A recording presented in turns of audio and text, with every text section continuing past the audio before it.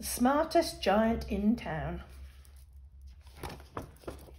George was a giant, the scruffiest giant in town. He always wore the same pair of old brown sandals and the same old patched-up gown. "I wish I wasn't the scruffiest giant in town," he said sadly.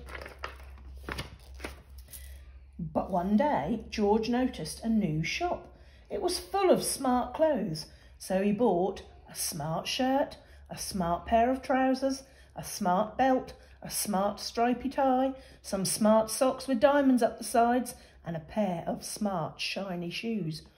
"Now I'm the smartest giant in town," he said proudly. George left his old clothes behind in the shop. He was about to go home when he heard a sound.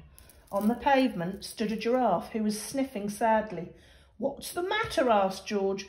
"It's my neck," said the giraffe. "It's so very long and so very cold. I wish I had a long, warm scarf." "Cheer up," said George, and he took off his stripy tie. "It didn't match my socks anyway," he said, as he wound it round and round the giraffe's neck. It made a wonderful scarf. "Thank you," said the giraffe. As George strode towards home, he sang to himself, "My tie is a scarf for a cold giraffe, but look me up and down. I'm the smartest giant in town." George came to a river. On a boat stood a goat who was bleating loudly. "What's the matter?" asked George. "It's my sail," said the goat. "It blew away in the storm. I wish I had a strong new sail for my boat." "Cheer up," said George, and he took off his new white shirt. "It kept coming untucked anyway," he said, as he tied it to the mast of the goat's boat. It made a magnificent sail. "Thank you," said the goat. George strode on, singing to himself. "My tie is a scarf for a cold giraffe. My shirt's on a boat as a sail for a goat. But look me up and down. I'm the smartest giant in town." George came to a tiny ruined house. Beside the house stood a white mouse with lots of baby mice. They were all squeaking. "What's the matter?" asked George. "It's our house," squeaked the mother mouse. "It burned down and now we have nowhere to live. I wish we had a nice new house." "Cheer up," said George, and he took off one of his shiny shoes. "It was giving me blisters anyway," he said, as the mouse and her baby scrambled inside. The shoe made a perfect home for them. "Thank you," they squeaked.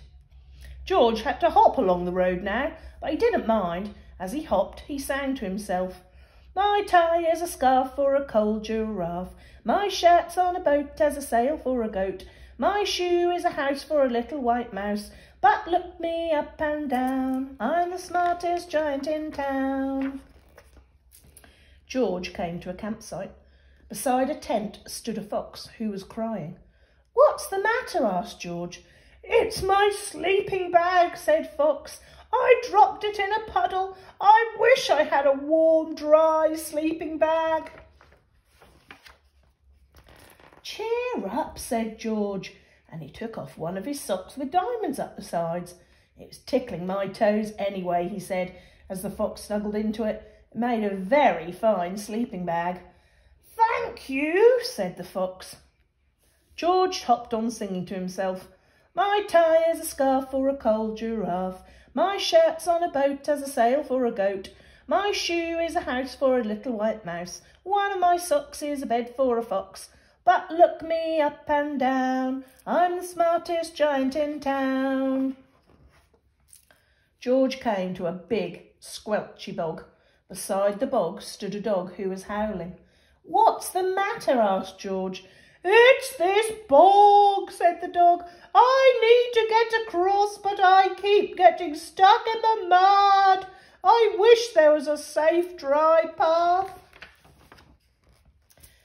"Cheer up," said George, and he took off his smart new belt. "It was squashing my tummy anyway," he said, as he laid it down over the bog. It made an excellent path. "Thank you," "Moo," said the dog. The wind started to blow, but George didn't mind. He hopped on singing to himself. My tie is a scarf for a cold giraffe. My shirt's on a boat as a sail for a goat. My shoe is a house for a little white mouse. One of my socks is a bed for a fox. My belt helped a dog who was crossing a bog. But my trousers are falling down. I'm the coldest giant in town. Suddenly, George felt sad and shivery and not at all smart. He stood on one foot and thought, I'll have to go back to the shop and buy some more clothes, he decided. He turned round and hopped all the way back to the shop. But when he got there, it was closed. Oh no, cried George. He sank down onto the doorstep and a tear ran down his nose. He felt as sad as all the animals he had met on his way home. Then, out of the corner of his eye, he saw a bag with something familiar poking out of the top. George took a closer look. My gown, he yelled, my dear old gown and sandals.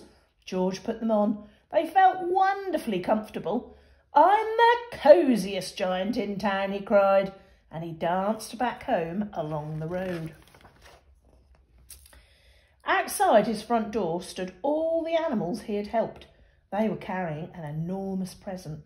Come on, George, they said, open it. George untied the ribbon. Inside was a beautiful gold paper crown and a card.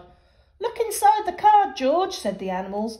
George put the crown on his head and opened the card.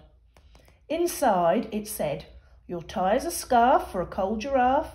Your shirt's on a boat as a sail for a goat. Your shoe is a house for a little white mouse.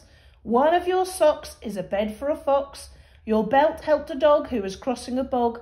So here is a very fine crown to go with the sandals and gown of the kindest giant in town.